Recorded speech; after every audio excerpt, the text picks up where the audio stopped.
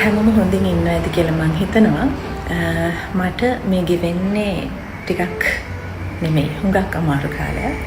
නමුත් මේ පණිවිඩය ඔයගලන්ට කියන්න ඕනේ. ඔයගලන් දන්නවා මං කියන්නම් විස්තර දැන්. ඔයගලන් දන්නවා මගේ කන්සර්ට් එක තියෙන්න තිබ්බේ ගිය මාසේ. හැබැයි ඒක 13 වෙනිදාට මේ මාසේ පෝස්ට්පෝන් වුණා. සාමාන්‍යයෙන් එහෙම දෙයක් වුණාම ටිකට්ස් ගත්තාය කියන දෙයක් තමයි මට එන්න වෙන්නේ නැහැ කියන එක. හැබැයි මේක කියන්න ඕනේ. ගිය මාසේ 13 වෙනිදා තියෙන්න තිබුණු කන්සර්ට් එකට ඒක පෝස්ට්පෝන් වුණා කියන පණිවිඩය ලැබෙන්නේ නැතුව බදොල්ලටම ගියපු හොටෙල්ස් බුක් කරගෙන ඒ දුර ගෙවාගෙන ගිහිල්ලා උදේ මට කෝල් කරපු කීප දෙනෙක් හිටියා. මට හිතාගන්න බැරි වුණා දැන් මම මොකක්ද කියන්නේ මොකද්ද කරන්න කියලා. හැබැයි විශ්වාස කරන්න මේ හැම කෙනෙක්ම 13 වෙනිදා කන්සර්ට් එකට එනවා. ඉතින් මම පුදුම විදියට බ්ලෙස්ඩ් ඔයගලන් වගේ මිත්‍රාගාරයක් ලබන්න. ඒ කෙනෙක්ගෙන් එක්කෙනෙක්වත් කිව්වේ නෑ ඊළඟ දවසට එන්න බෑ කියලා. ඉතින් මට කියන්න වචන නැති තරම් මම ඔයගලන්ට හරි ආදරේ. හැබැයි මගේ පළාත් 9ට කරන කන්සර්ට්ස් 9 8 වෙනි එක ඊට පස්සේ ඉතුරු වෙලා තිබුණේ අම්පාර. ඒ කන්සර්ට් එක මාස 2කින් විතර තියන්න තමයි හිතන් හිටියේ. හැබැයි මට ඒක ටික කාලයකට කරන්න බැරි වේවි. මොකද මගේ පෞද්ගලික ජීවිතේ තාම අසීරු කාලයක් මම මේ ගෙවමින් ඉන්නේ. ඒ කෙනා වෙනුවෙන් මගේ සංගීත ජීවිතේ වැඩ කටයුතු මට මාස කිහිපයකට නවත්තන්න සිද්ධ වෙනවා. ඔයගලන් දන්නවා මම මගේ තාත්තා වෙනුවෙන් ගොඩක් දේවල් ලියලා තියෙනවා. හැබැයි අම්මා වෙනුවෙන් මම ගොඩක් දේවල් ලියලා නැහැ. ඒ කියන්නේ යාමගෙන් අහලක් තියෙනවා. ඉතින් ඒකට හේතුව මම කවදාවත් හිතුවේ නෑ යා මට නැති වෙයි. ඒ නැති වෙනවා කියන බයක්වත් එයාට අවුරුදු 58යි.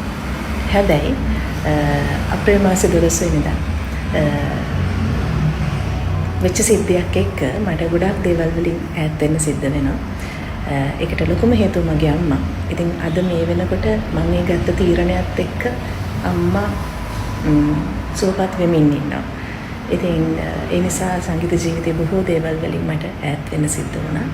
මම හිතනවා ඔයගලන්ට මම ඉන්න තත්ත්වය තේරෙනවා කියලා. මොකද මේ වෙලාවේ මට මගේ සංගීත ජීවිතයට වඩා අම්මගේ ජීවිතේ ගොඩාක් වැදගත්. ඉතින් ඒ නිසා අම්පාරේ කන්සර්ට් එක එන්න ටික දවසක් මාස කිහිපයක් මාස ගණනාවක් ගත වේවි. හැබැයි මේ කන්සර්ට් එක 13 වෙනිදා පුළුවන්කමකට නෙවෙයි කරන්නේ. ටිකට්ස් ඔක්කොම ගිහිල්ලා 5000 ටිකට්ස් 50ක් විතරක් ඉතුරු වෙලා තියෙනවා. දෙපාරක් කන්සර්ට් එක පෝස්ට්පෝන් කරන්න බෑ. එකපාරක් කරා.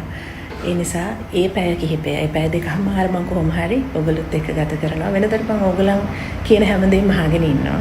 ඒ දේවල් බෙදා ගන්නවා. ඉතින් මම හිතනවා 13 වෙනිදාට මම කියන දේවල් අහගෙන ඉන්න මගේ ජීවිතේ බෙදා ගන්න ඔයගොල්ලෝ ඉඳී කියලා.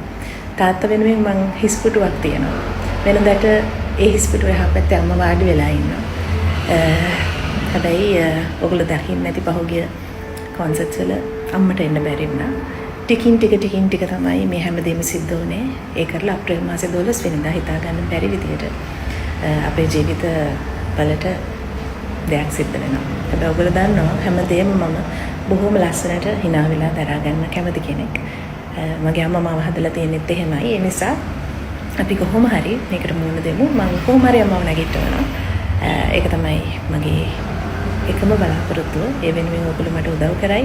මම ආයෙ අලුතෙන් සින්දුවක් කරනකන් ඊළඟ ෂෝ එක කරනකන් බලාගෙන ඉඳී කියලා මම දන්නවා. එහෙනම් අපි 13 වෙනිදා හම්බෙමු. ටිකට්ස් 50ක් තියෙනවා ඔන්ලයින් සහ ඔයගලන්ට ෆිසිකලිත් ඔයගොල්ලෝ දන්නවා කොහෙද බදුල්ල ටිකට්ස් තියලා තියෙන්නේ කියලා ගන්න පුළුවන්. ඒ ටිකට් 50 ඉක්මනින් මෙලදී ගන්න. මොකද අපි කාලයකට ආපහු හම්බ වෙන්නේ නැති වෙයි. හැබැයි මම Facebook එකේ ලියනවා. මට පුළුවන් හැම වෙලේකම මම ඔයගලන්ට කතා කරනවා. මොකද Facebook කියලා කියන්නේ සෝෂල් මීඩියා කියලා කියන්නේ අපිට ඕන වෙලාවක දේවල් ෂෙයා කරගන්න තියෙන හොඳ තැනක්. ඉතින් ඔයගොල්ලන්ගේ දේවලුත් මට කියන්න ලියන්න.